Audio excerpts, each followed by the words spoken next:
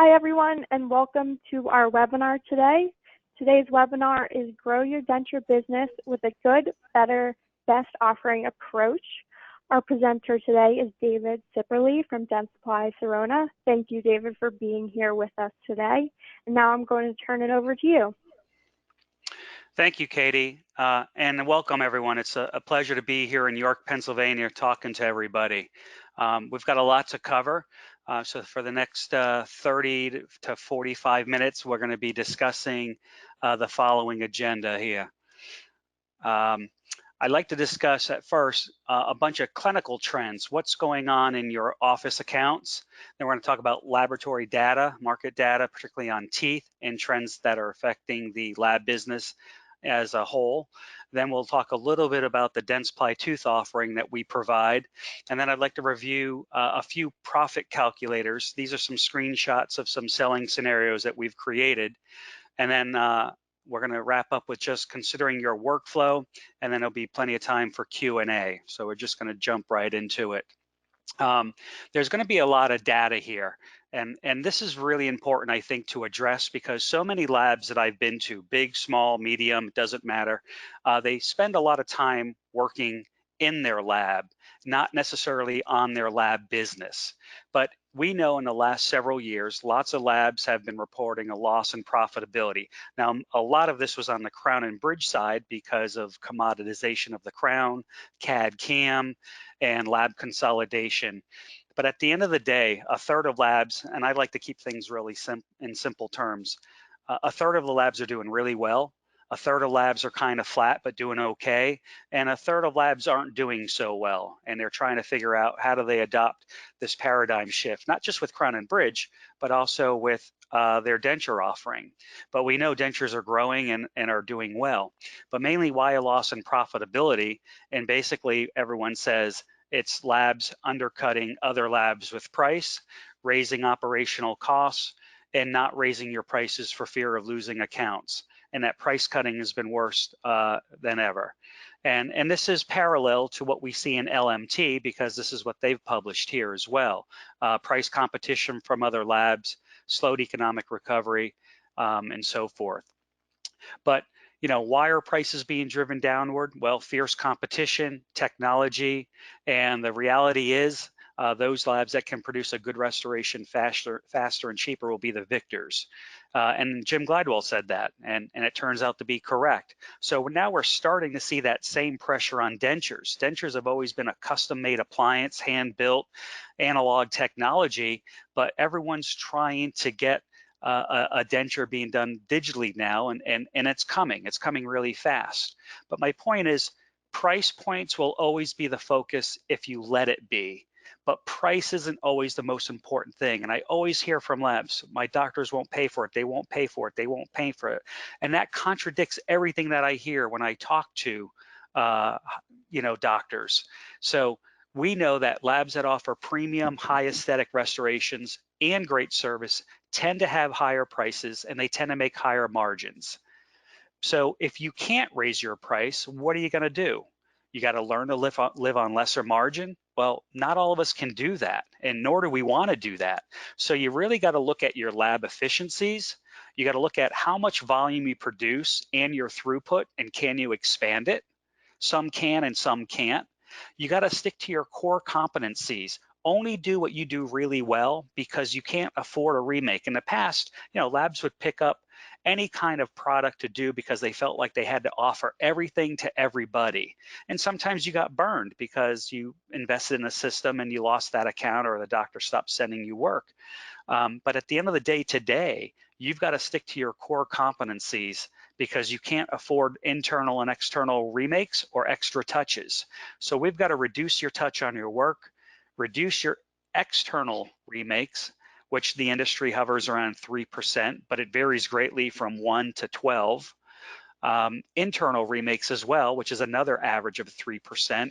And I think we need to stop being reactive to what the market is doing and be proactive. So ask yourself, when was the last time you offered a new product or a service? So we're going to go through some more stats, and then I say we're going to turn it over and get into some lab stats. So price is always a mistaken belief. Here's one source here, sellingadvantage.com, and they say the two biggest misconceptions on salespeople, and let's face it, you're a salesperson. If you're in the lab business, this is a business-to-business model where you are providing products and services to someone for a fee. So you're essentially a salesperson. Biggest misconception is price and relationship. You think price is the most important thing. It's not, and that your relationship is going to guarantee you a sale. Well, relationships help, but they don't guarantee a sale. Relationships give you access to an account, but you still need to bring value. Another survey from sellingadvantage.com says buyers place emphasis on quality, on-time deliveries, and good service. The Strategic Planning Institute, and they published this annual report, shows that quality, not price, has the highest correlation to business success, and that companies with high product quality and high service quality reputations have higher returns on their investment. So I always hear price, but at the end of the day, price is important. You have to be competitively priced, but it's about quality and value. So why does a dentist switch a laboratory? Well, 71% according to LMT, and this is research in 2019, says inconsistency of work. That's not new, because in 2013 they did the same survey, and you see those results to the right, and 66% was inconsistent results or quality. And then price was number two, but that was down quite a bit. So doctors need consistency because they need to know what to expect. And typically when you use poor quality products, less expensive teeth that have poor quality acrylics and so forth, they tend to provide just that. And at the same time, you've got to invest in your employees to train them so they are doing things correctly with the least amount of touches, so you have that consistency. I think we also have to look at pricing, okay? Now, this is an average selling price in the country, and this says prices don't reflect teeth, and this was an LMT report as well. So on average, a poor denture minus teeth retails for about $265, a packed denture, $293, and an injected denture, you see about $355. And yes, it's clinically proven that an injected denture clinically has better fit than the other two. And that's why you charge more. And that's fine. So understand your fees, understand what markets around you are charging, because we find that some labs are doing really well and some labs are undercharging, and they could probably do better. And then this is the last slide I'm going to talk about price, and that is what drives loyalty. And this was a business-to-business study around the world, thousands of companies involved, and they said, well, what contributes to loyalty? And loyalty was the intent to buy, the intent to refer you to somebody else, a referral, and then the intent to listen to new products or services if you come around again. Brand company or your company brand impact was 19%. That's what drives loyalty. Product service and delivery, of course, you have to have it and be able to make it, was 19%. The value price to ratio, in other words, the price, was only 9% of what drives loyalty. But 53% of what drives loyalty is the experience of that doctor account, that clinician dealing with you and your laboratory. That's the sales experience. And they want it to be different and differentiated. They want help being taught new things, avoiding risk, strategic planning, help them with their business. That's what they want. And for those labs that provide that level of service, you will maintain higher loyalty than others. So if we want to drive loyalty, what keeps dentists up at night? Because we live in our world, we don't necessarily know what their world is. And number one, and this is pretty consistent, they say they need to stay abreast of new materials, restoration materials, and pressure materials, and so forth. They do not have the time to be the material expert or the restoration expert, and you are. So they look for labs on that kind of guidance. Doing large cases alone, particularly the newer docs, they are afraid. They need your help. Worrying about their staff isn't adequately trained. Disappointing a patient because 50% of their business is a referral, is a word of mouth referral. And that's not even counting what happens on social media. They're worried about declining reimbursement rates, wondering if your latest case will meet their expectations, and stressing about everyday details of running a business. Pretty much just like you do, running, worried about running a lab or managing a lab.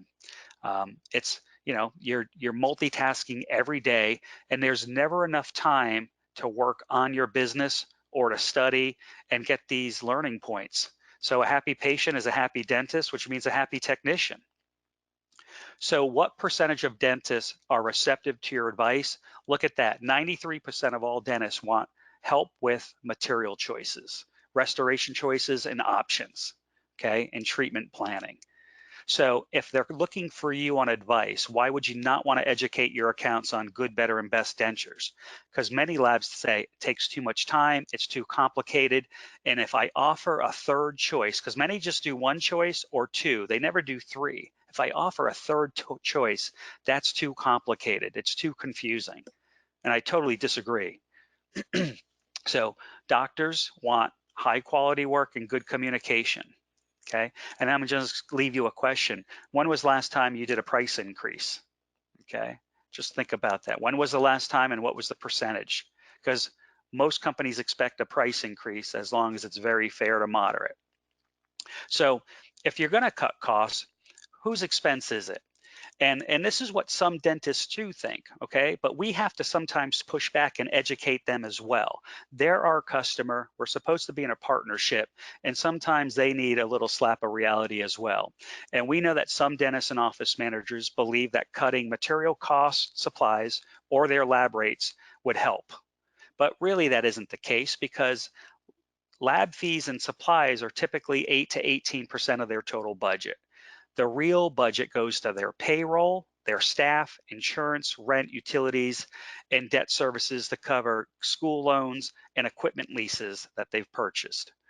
All right. But then again, at the end of the day, the real cost of that bad fitting denture, what's the impact? Well, it inconveniences everybody, because the patient is inconvenienced, there's pain or discomfort that could be experienced, and you can't put a price on that. It impacts the staff at the dental office, and it can impact you and your lab staff, because there might be an adjustment or a redo. Then what's the total cost of that retreatment? And what's even worse is what's the cost of losing that patient? Okay, so now we deliver that denture. Well, how many post-insertion visits does that patient come back for adjustments because they're complaining about fit or sore spots? We hear many times between 3 and 10 visits, which doctors don't charge for, but that takes up chairside time. So anything we can do to help reduce the post-insertion visits, even if we can knock it down to 2 or 3, is significant, because a doctor needs to make $7 a minute. Okay, it's about chairside time. It really is. You have to sometimes remind them that the goal, the production goal, according to the ADA, is about $7.37 a minute for a dentist. It's not $30 or $40 on your denture or $50 on your denture. So they get paid the same on a denture, a crown for that matter, whether it takes them 30 minutes or 60 minutes to put that appliance in. Okay, they get paid the same. They can't change their price, just like you can't change your price. So what's important to your dentist accounts? Do they want to make more money, hence see more patients? So you got to save them chair time. Or do they want to spend more time doing what they love, go golfing, fishing, or spend time with their kids on the little league field or soccer field? Do you know what's even important to your accounts? Because if you did, then you can resonate your offerings and your pricing and back to what it is they want to do, either make more money or spend more time doing what they love to do. So remember, whenever they go overtime, they're losing money, $7 a minute. But at the same time, if they go overtime, the waiting room is not going to be very happy. The office is not going to run smooth. Staying on time adds to their bottom line, keeps the positive patient experience, and it increases patient referrals. At the end of the day, you get more work, okay? So now we're going to turn it over into some lab trends, okay? So what's affecting us? Well, first of all, we have an aging population. We all know that, and they're having a demand effect on all prosthesis, fixed and removable. So there's a larger amount of work that needs to be done. If you look at the last 10 years, though, the trends have been there are less labs today than there used to be, and there's somewhere between 6,500 and 7,000 labs in the US. What that means is the big are getting bigger, and a lot of smaller labs have retired. And it's putting a competitive pressure on margins for everyone, because the big labs have economies of scale, they have workforces, they have a lot of CAD CAM that can augment employees' output, and smaller labs sometimes can't always compete with that. But we also know there's a scarcity of technicians. Everywhere I go, people say, hey, Dave, do you know anyone looking for work? I need a technician. So they need technicians, hard to find. So CAD CAM is going to help. So we need to think about how will you put more throughput through your laboratory with less labor. At the same time, you've got to look at all of your workflows. If you pack your denture, look at it. If you pour your denture, you look at it. If you inject, look at it. If you do all three, look at them and say, which ones can I shift my mix to make it a simpler workflow so it's easier to learn, easier to train, and simpler and less mistakes. Because every time you make a mistake or a touch, that's a profit buster. So I call that the perfect storm. And this is real for everyone in this industry. You know, how are we going to handle this? So how can you stay in business? Again, you have to stick to this slide. And I can't stress how important it is, but outsource non-core items, that's important. Cross-train your technicians so you keep them busy, but you got to continually offer new products. And that's easy to say, it's hard to do. But you have a point of offering a new product now, a new denture, whether you're offering an economy denture or premium or mid-level, doesn't matter, without changing anything. You have the equipment, you already have the workflows. What I'm saying is put a new denture on your price list that's different so you can get different parts of the market share. Because there's only really three ways of selling and growing, growing your business. You need new customers. That's hard for some labs to get. Some labs have salespeople, others don't. You need new products and services. Well, what are you going to add? And you got to sell more to an existing account. You already have the relationship. That's the best place to start. Okay, so it's pretty straightforward. So now let's look at some other lab trends specific to dentures. Labs that offer more than one level of product are more likely to report higher profitability. And 33% of these labs say profits have increased compared to only 19 that offer one level. Okay, now this is the key group. This is some data sources. I got 2016, 2017, and 2018, but you can see the industry is comprised of premium dentures, mid-level dentures, and economy. Many labs I talk to play in only one of those groups, okay, and that's okay.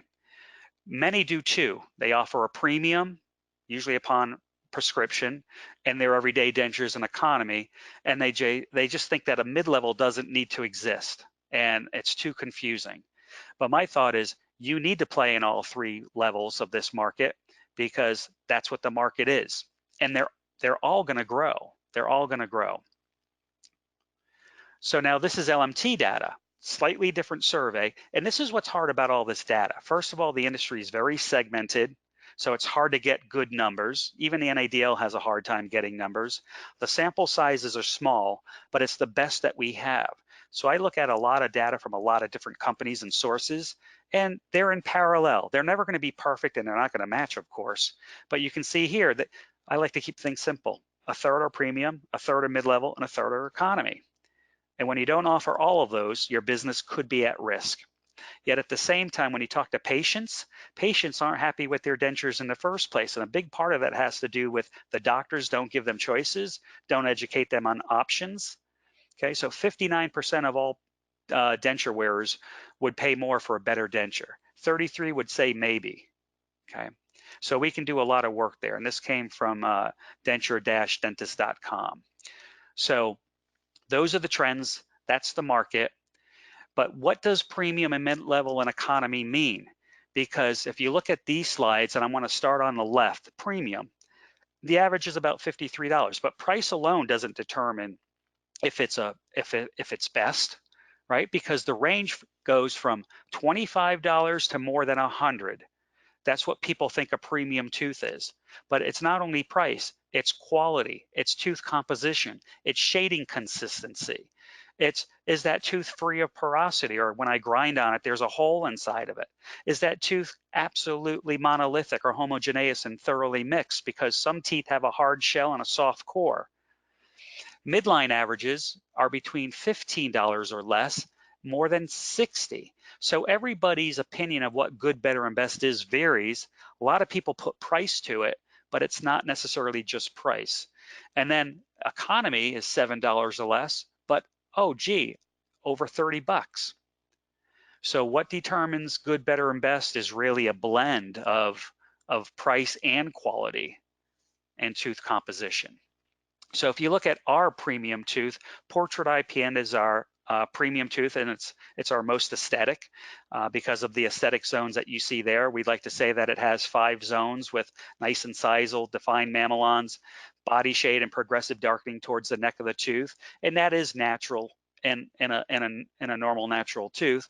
Is it always the appropriate tooth though? No, it might not be. It does come in 27 shades. 16 of them are your 16 through A through D shades. We kept the 8 most popular bioform, and we gave you 3 bleach. And it was created with input from thousands of lab technicians and dentists on what they wanted in a tooth. So this is the voice of the customer. And this tooth line did win Townie Award winner 12 consecutive years from Dental Town magazine. So Portrait's not new, it's been around, but it really stood the test of time. Since IPN was introduced over 33 years ago, give or take, we've produced over 400 million sets of IPN teeth between Bioform, BioBlend, and Portrait. And it is a highly cross-linked copolymer. It's all hardened PMMA. There's no inorganic fillers. There's no different layers of different materials. So it has excellent abrasion resistance, affinity to low plaque, excellent color stability. So if you drink wine or coffee, they won't stain. At the same time, it does not affect the bond strength to the denture base, and it's a homogeneous material. So if you got to cut or grind this tooth, you're not sacrificing strength and quality. And again, it has, intricate shading. So that's a little bit about IPN, and of course it doesn't stain. So that's just wonderful. Now, you can use it for full dentures, partial dentures, or implant supported dentures. Portrait is based on the Bioform mold system, which is really using the 7 facial forms. Some people know it as a TrueBite system. In Europe, they know it as the Anatoform system, but it basically correlates that your 2 front teeth, your 2 centrals, correspond to the shape and size of your face. We give you really large selections of molds and shades, and you can do any type of occlusal setups that you need, whether it's bilateral balanced, lingualized, or linear, also known as flat plane. So that's our premium tooth offering. We have a mid-level tooth offering called True Expression. Now it's not new, but we've made changes to this tooth line several times over the last couple of years. Indicated for full, partial, and implant supported dentures. It's our most popular American or Bioform molds, and a few years ago we added our most popular European style molds to that tooth line. It's not IPN, it's MXL. We call it multiple cross link. So it is a hardened plastic tooth, but it's not, IPN is still considered superior. Again, any type of occlusal setup you would like. And we've added new 33 and 10 degree posterior forms. And a few years ago, we added a 40 degree posterior form to the existing already 0, 10, 20, and 33. So 16 Vita shades and 2 bleach. So really it's that kind of like monochromatic tooth in a Vita shade, if you think about it, rather than a Bioform shade. It does not have defined mamelon. So here we are, the traditional Bioform style are more like a teardrop shaped tooth. It has a reduced ridge lap, so it's fast and easy to set up. And they were based on the duplication of natural healthy teeth. And of course, the posteriors are fast and easy to set up with a large degree of choices. If you look at the European molds, and we basically just call them and designate them as HC for highly characterized. They're longer, they have a broader cervical or neck area, broader body, and that's done on purpose to reduce that interdental papilla, the little pink tissue in between your teeth, because as we age, our tissues recede. So in older patients, you might tend to see more teeth, or you might tend to see some black because of spaces in between the teeth. But in the posterior, we definitely give you wider food platforms on occlusal table, longer molds, and we give you a lot of characterization in the details. This is what the 40 degree posteriors look like. They really come in 2 versions, a full size tooth if you want to open up a bite or you have a lot of space, and a reduced version where either speed is important or where space is at a premium. And then of course we have new digitally designed 10-degree and 33-degree posterior teeth. They're called Veriform. They are designed to set up faster and occlude more easily. And Rob Cryer even said that these molds are excellent, in particular the HC molds for placement in implant bars, abutments, and wide ridges because of their broadened surface, which improves function and stability. So we're going to move on. Why? And I'm looking at mid-level because the industry expects mid-level to grow and expand faster than premium and economy, because people do want the best that they can afford, not always necessarily premium, but the best they can afford. And True Expression fills that gap. So first of all, when you need strength, we have it, because that too is a monolithic tooth. It's all MXL material, no fillers, no additives, no composites. Okay, someone could object to the mamelons in Portrait, or sometimes Portrait because of there's so much translucency. They say, oh, it doesn't match my shade guide. Well, if translucency is important in crown and bridge, why isn't it important in dentures? But this is a more monolithic and monochromatic tooth. It's really perfect when doing immediate dentures or healing dentures and finals, because both True Expression and Portrait share the same bioform mold system.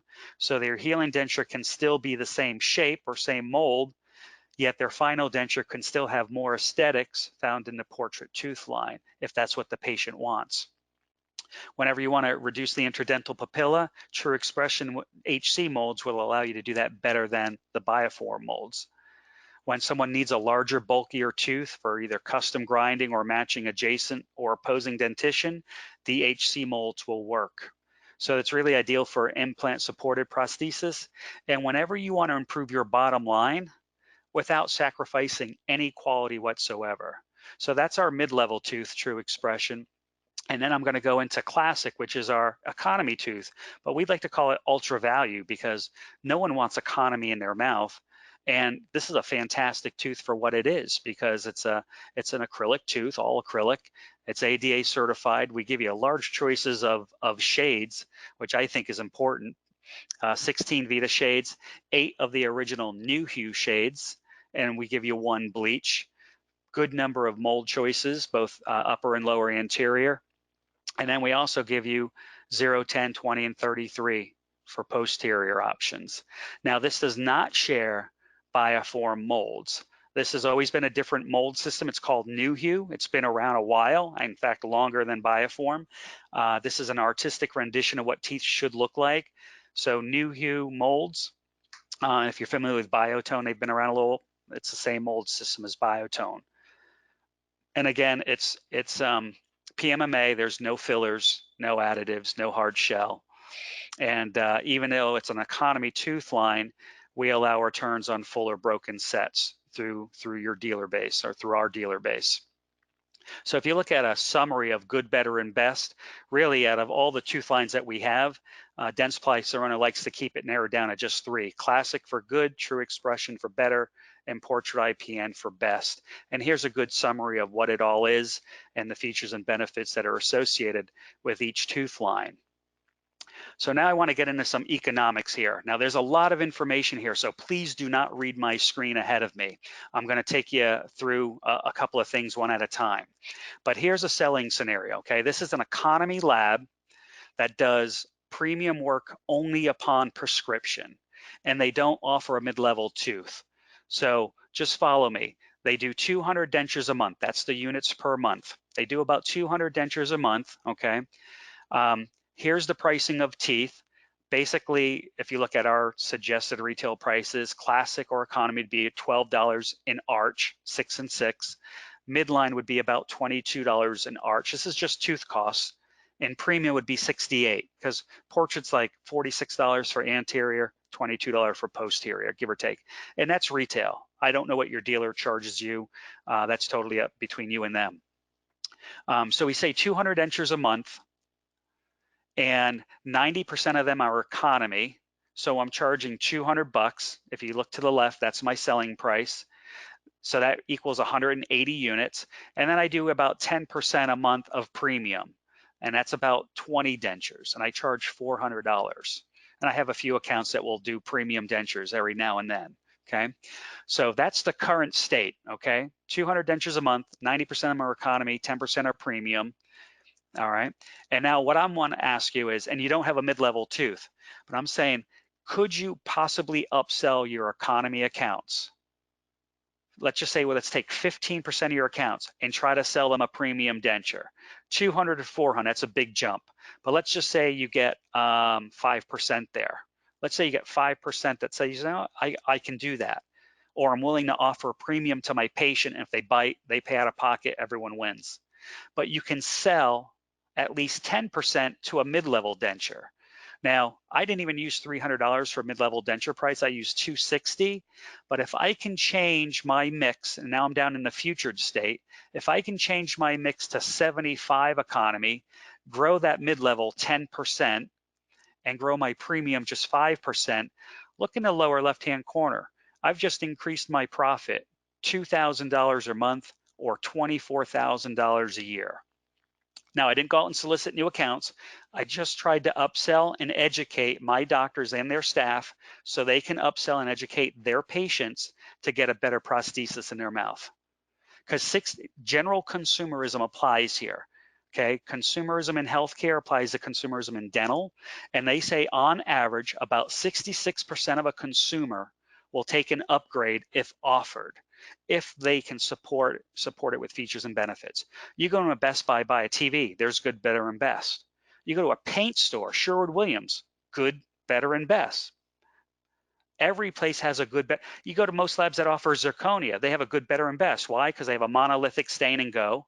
They have a cutback, charge a little more aesthetics, and then they have a zirconia crown that's, you know, a coping with a buildup, and that's even more. Good, better, and best zirconia. So why not offer good, better, and best dentures? Okay, so here's just going by offering a mid-level tooth, no new equipment, no new process. All you've done is offered a tooth. Okay, the tooth is going to cost you about $10 more to buy, but you've just made an extra $60 gross, or minus the 10, an extra $50 a denture. You've changed nothing except put more money in your pocket. So whose lab is this? Your lab or the doctor's lab? No, it's yours. You do what's best for you. So that's one scenario. Now this is another scenario. This is a lab doing 80% premium and 20% economy with no mid-level tooth line, okay? Now, just follow with me. Oh, sorry about that. Hang on. I was supposed to have some animation that followed in. Okay, so I'm still doing 200 dentures a month. Those are my tooth prices, and yours will vary. And my mix is 20% economy, but really I do mostly premium work. But you know, I could have a large clinic or maybe a prison I'm doing work for, and that's where my denture base comes from. So now you get an account that calls you and says, hey, Dave, I need a price reduction. I need a cheaper tooth here. You know, you've been charging me too much, or my base is changing and I need a cheaper tooth. So you think about, okay, well, what am I going to do? I can't just reduce my portrait or my premium denture price to this account because they know other accounts I do business with. And if I just lower their price and offer the same denture, I can risk more business loss. I could go all the way down to economy. So let's see that. I go 15% of my business goes to economy now. So I lose 15% of my premium, which is now down to 65%. And look at that lower left-hand corner. I'm going to lose $3,480 a month because this account is asking for a price reduction. That is unacceptable. I got to come up with a new plan, but they're demanding that I do something. So let's look over on the right-hand column. This is now where you offer a mid-level denture. Now, this is not a perfect scenario, but at least it gives you time to think a little bit, because now you're gonna offer them a mid-level denture. You're gonna save them $100, and that 15% that they've asked for is gonna go to $300. So you're saving them money. You're doing what they've wanted. Whoops, I'm sorry about that. You're keeping your economy denture at economy at 20%. And your premium, of course, drops to 65%. Now you're only losing $930. And that gives you time to either think or adjust to this account, or you know what, go out and get some new accounts to make up the difference, because you're not happy with $930 a month loss, but it's better than, and I'd rather lose 11 grand a year than $41,000 a year. So this is where you can use a mid-level tooth to protect your margins when you have to, or when you're asked to reduce your price, okay? And then there's one more scenario. This is a large economy lab, and they don't do any premium work or mid-level work at all. And they're doing 400 dentures a month, okay? So they're doing 100% economy dentures at about $200. And I'm saying, honestly, you can't go and get 10% of them to a mid-level for $60 more. Now, it might be a big jump to go from 200 to 400. That's why I didn't use it. I only used the mid-level denture in this scenario. So we're going to upsell 10% of mid-level customer. Well, we're going to upsell 10% to existing accounts and get them to go to mid-level. And that puts, it puts an extra $1,800 a month in your pocket for not doing much work with an account, or with accounts you already have a relationship with, who know and trust you. So why wouldn't you offer a mid-level denture, even though you only do economy? And I hear, oh, they won't pay for it. Really? How do you know? Have you asked? And next time you get a phone call from a new customer asking about what your price is, do not sell them an economy denture. Go right to mid-level. Why do you have to start low? And in fact, you start high. You can always reduce your price. You can always reduce your price. But if you start low, it's pretty damn hard to raise it. Okay, so this is, I think, a few good examples of how a good, better, and best can, one, give you more money without changing workflow or buying new equipment, or when you're asked to reduce your price, save you money so you don't lose as much. So 90% of the time, a denture is good, better, and best based on the teeth. Now, yes, you can also do good, better, and best with denture processing, but at the same time, we know that your workflows, or that labor in your lab, is the highest cost of anything, okay? I want you to consider the fluid resin technique. We know 80% of all labs pack their denture, but large labs pour, or a lot of people with partial labs pour, because it's more passive on the attachments and the metal and the intricate partial frameworks. But at the end of the day, 80% of a denture is labor, not materials, it's labor. And we know that labs consider heat cure better than a poor denture. We know that because poor dentures have a negative connotation. They were full of porosity, they didn't have good fit. They certainly weren't strong. They weren't color stable.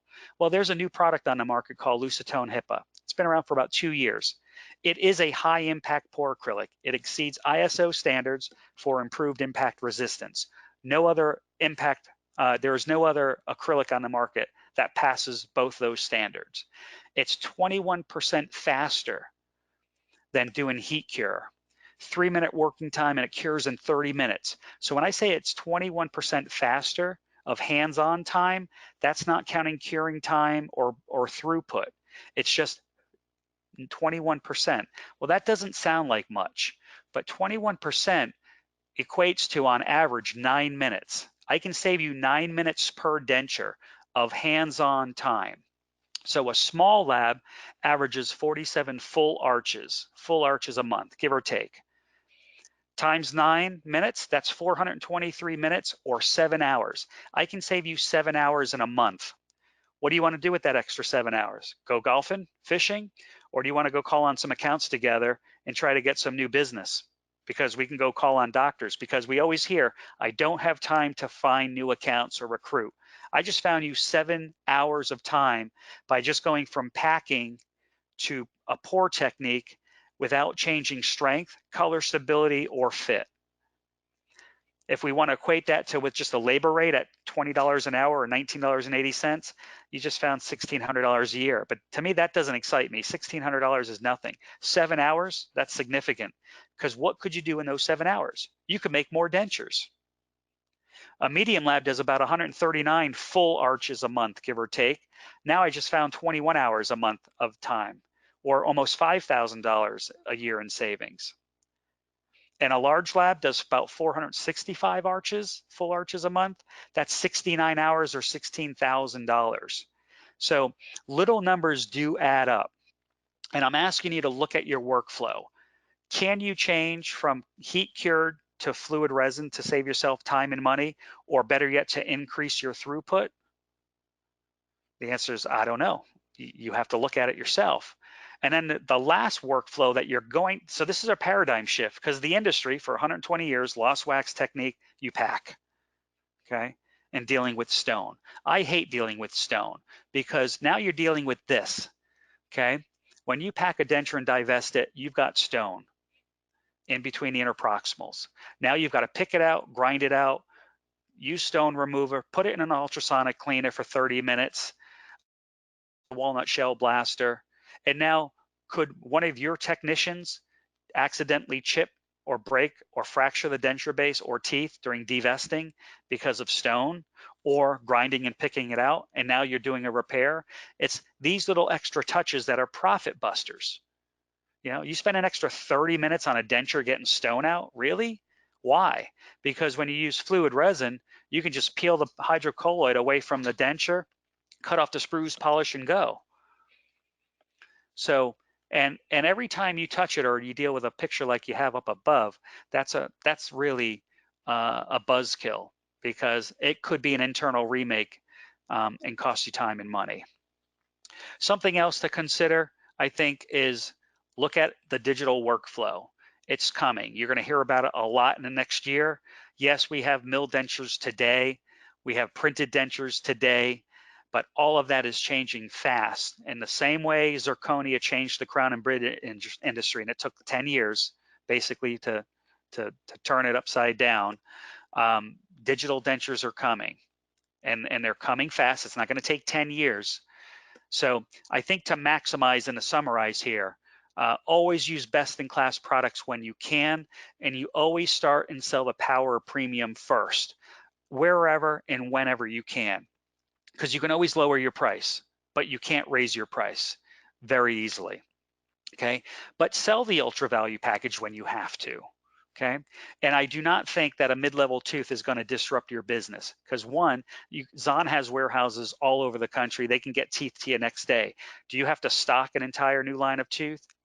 No, the answer is you can order it and get it there probably next day or within 2 days. So that's plenty of time. So I think you got to look at what you can do to bring extra value to your dentist accounts so you can make more money. Because at the end of the day, it's about being a partner and working with each other to increase both efficiency. If you increase your efficiency and your throughput, good for you. That's more money in your pocket. Reduce your remakes, both internal and external, more money in your pocket. Increase your consistency, less risk of losing an account. Make happy patients, your doctor's going to be happy and love you. Okay, and both you and your doctors need to upsell patients premium whenever possible, knowing that the fact that more than 2/3 or almost 2/3 of customers will take an upgrade, okay? Or you can use that to attract new customers. Offer mid-level to protect margins or bolster your bottom line when you have to. But if you have to do economy, and that's okay, there's a place for it. Set the expectations, you know, and do it when you have to. So I'm going to open it up to questions right now. I have 2:44, so we're right on time. Hopefully you found some of this information useful. This is my email and my cell phone number. Feel free to give me a call, send me an email. I'll be more than happy to talk with you and or help you in your lab if I can. So now we're going to open up to Q&A. Katie, are you still there? Yep, I'm here. All right, so I'm going to look and see if there are any questions from online. I don't see any, but I want to thank you all for attending and listening. I hope you found this useful, and please ask your questions now, type them in, or don't hesitate to call me or email me in the future. Comments or questions? It says, what do you say when the doctor is interested in a lower price than quality? The first thing you do is why? Why do they need lower price than quality? You have to understand what their pain point is. Do they need it because it's a patient-specific case? So you always have to ask why. I can't answer that without having a conversation with that doctor. But I also want to find out what their business drivers are and what their personal motivation is. Why do they want a lower price, and why don't they care about quality? Because at the end of the day, the doctor can control the lab of who they use and what goes in the mouth, but they can't control what the patient's going to say about that doctor when they leave. So why do you want to put a lower quality product in somebody's mouth with a chance of it either staining, failing, breaking, or cracking? So you got to always ask a question with a why, I think, to understand where they're coming from. Remember the root cause. Ask 5 whys to understand where they're coming from before you answer a question, because you don't know. But don't assume. And stick to your guns. Whose lab is it anyways? Theirs or yours? You know? And if the account's difficult to work with, or you have difficult accounts to work with, I would slowly raise their price anyways. Great question though. But this is a discussion. It always has to be a business discussion rather than a phone call. Have them come into the lab, or better yet, you go visit the office, show them some samples, and have a discussion about good, better, and best. Because they're not the material experts. They need your advice and they need your help. Yeah, I'm losing doctors to cheaper labs. There's always going to be somebody cheaper, but typically cheaper labs do not stay in business, right? So again, it's a quality talk. Okay, it's a quality talk. What other value can you bring that the other lab cannot? Do you know that other lab that you're losing business to? Okay, what about redos? What about remakes? What about when a denture fits poorly? How many times does that patient come back because the patient's complaining about fit? Now, we said a non-problematic patient can come back 3 to 5 times, in fact, 5 to 7. Poll your accounts and get them to tell you this. All right, so if they come back for a chairside adjustment, that roughly takes 15 minutes to 30 minutes that the doctor doesn't charge for. Doctor needs to make $7 a minute. So that's $210 of profitability that they just lost because a patient's in a chair for another adjustment because the denture didn't fit. You're telling me these economy labs that are cheaper are going to provide better fit than what you're providing? All right. Anyone else? All right, well, I think all the questions are in. So thank you all for joining. We will be sending out a follow-up email within the next day or so be on the lookout for that. Thanks, everyone. Have a great day.